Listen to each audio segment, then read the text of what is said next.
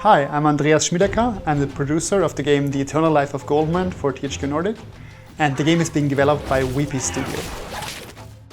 The Eternal Life of Goldman is a breathtaking platform adventure inspired by ancient legends and fairy tales. It will take you back to this era of classic 16-bit platformers done in classic frame-by-frame animation, all done by hand.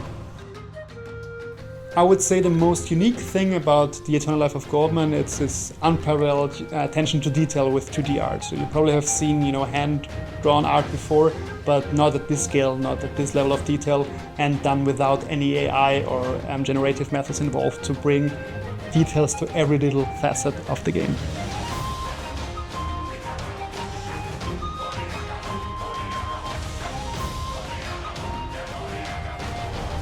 So many people ask about the art style and the inspiration behind the art style of The Eternal Life of Goldman. It is mostly classic animated movies and French-Belgian comics, mostly Hergé and the Linclair art style. So to create that art is really a very difficult and complicated process because everything is done by hand. So you would do, your coloring, your lining, all the animation, all the backgrounds, all the foregrounds, all the small details by hand, day by day. And it's really, there's no other way of doing it in that level of detail. So it can take a lot of time. It can take up to months or even up to a year for a biome to be finished. It is really intense and difficult, but we feel it's worth the effort in the end. The main character of The Eternal Life of Goldman is somewhat unusual because it's an old man with a cane and a beard that you don't see that often in video games. He's a reference to these ancient fables and parables where you would often have an old man as protagonist who would be witty and outsmart his enemies. But it's also very specific reasons within the narrative why he has that age and looks like that I will not go into details because of spoilers.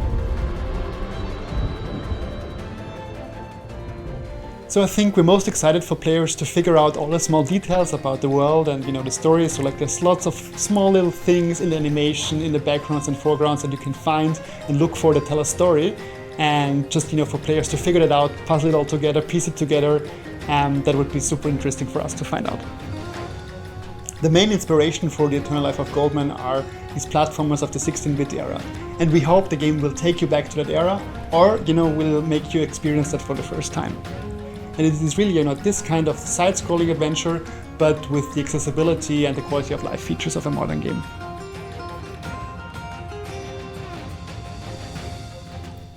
I think if you appreciate handcrafted art, and especially 2D line art, then you will love The Eternal Life of Goldman. And also if you're a fan of classic platformers.